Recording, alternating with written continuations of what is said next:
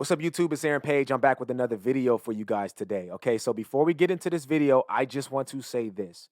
I am not rooting for this to be true. Okay, I actually wish that it wasn't even here. And I'm going to speak more about that at the end of the video, okay, on why I really don't want this to be true. Okay, I wish it wasn't. But with that being said, Gene Deal, P. Diddy's ex bodyguard, just got on a new interview, and he is talking about how he feels about the allegations between P. Diddy and TD Jakes. And so we're gonna hop into that video and check it out. Let's hop into the video right now. So I want to get right into it, man. How you feel about these rumors surrounding, Diddy and TD Jakes? Man, what I think about it is this, when I grew up in the church, the sinners was not supposed to have the same atmosphere with the saints. You had to be able to separate the two. So I'm looking at him as a saint going to a party that ain't nothing but sin, drinking, maybe fornication, man on man, woman on woman, he on she. But maybe he'd have to lay some hands on somebody. Maybe he'd have to save some souls. I know he got a contract with Revolt, so I'm just like, it's just real strange that he would be found at any kind of Diddy party or any kind of place with Diddy unless it's in a business atmosphere. That's facts. So now what he's doing is he's making, man, he making the Christians look real bad right about now. And you've been to these parties, right? Oh, yeah. I was there when he was doing the white parties in the Hamptons and the whole 9 yards. So I know what goes on at the parties. If, they probably got a little bit more freakier, as time went on, because they got to the point whereas that they didn't even care. It used to be secretly, where people used to go to, separate rooms and different rooms, and they wasn't doing that out in the public, but now they don't care. Men kissing men and all this other that's just crazy. It's wild. So why do you think he was going to these parties? I think that he's going to the Diddy parties, bruh. If he's going, well, we know he's going to the Diddy parties, and I know that it's, I know what usually happens at the Diddy party, or what we told us happened at the Diddy parties. What they were told. Maybe he needs to see it for himself, man. Maybe he needs to go there and really be involved in some things that could help save some individuals while they going to those parties. Or maybe he just going to, man, it's hard to even talk about. Why would you find a religious man, when you know that the saints supposed to separate themselves from the sinners, and why would a religious man like himself be at a party which ain't nothing but sin that's going on, bro? Whether it's drinking, maybe fornicating, maybe, like I said, men on men, women on women.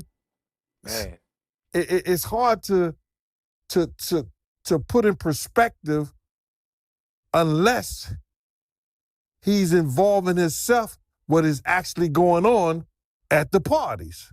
and see, real quick, that's exactly what I've been speculating. If I came off by saying I know for a fact that this is true, okay, I didn't mean to say that, okay, and if I did, I'm sorry. What I'm saying is that with the allegations that have been said, it doesn't make sense to me why someone who is such a profound leader in the faith will be going to these parties with P. Diddy just to give him the word of God. You can do that somewhere else. Like he said, in a business place, you don't have to go to where the wolves are in order to speak to the wolves, okay? You don't have to go to their den.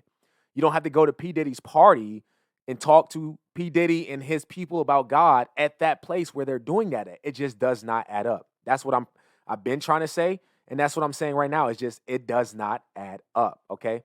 Let's go back to the video. It's hard, brother. bruh, you know, you can't. I really don't know why, as a spiritual advisor to him, that they buddy while he got a party with him like that and be at his parties. That's what It's got everyone's to be. saying. Maybe it's something more that meets the eye. You know, I don't know. You know, I've had, uh, you know, I've talked to preachers and I've talked to reverends and priests, but they ain't never came to a party with me or nothing like that. So That's facts. That's it's facts. hard to figure that one out, bruh, without even saying, you know, what people might be thinking. But I heard that there's supposed to be some tapes or something that's coming out real soon. And I guess we'll all really know the truth if anything's on those tapes. That's wild. From your point of view, right? When you look at TD Jakes, your point of view, your opinion, do you take him serious as a pastor? Do I take him serious? That's not my type of pastor. You know, you got to look at a person's household. And if your household is not in order, you understand, how you going to help somebody else get their house in order?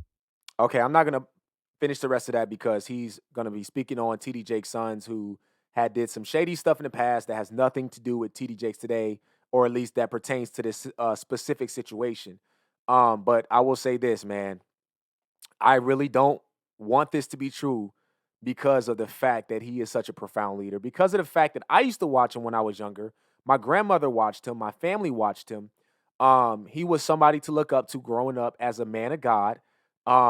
And also because I used to be deeply, deeply into Ravi Zacharias and his preaching and his apologetics and just everything about him. I loved how he spoke about God. I love his knowledge about the Bible. I love the way that he was able to go into places with other leaders in different areas in science and speak to them about God.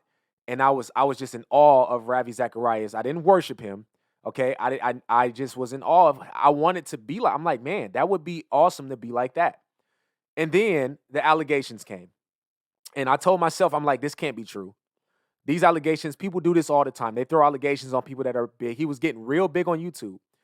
And then he passed away.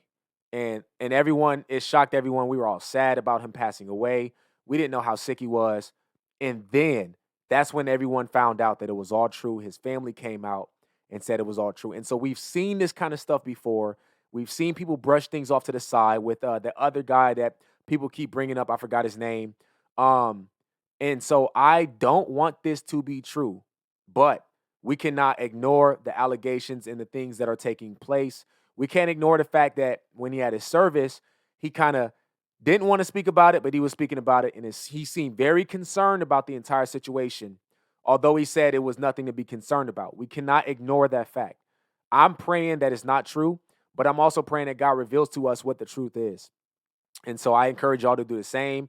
I am not judging him. I'm not if I prejudged him, I'm telling you right now, I am sorry for prejudging. I am not God, but I will say this. There is something sketchy going on, and it's the truth is going to come out.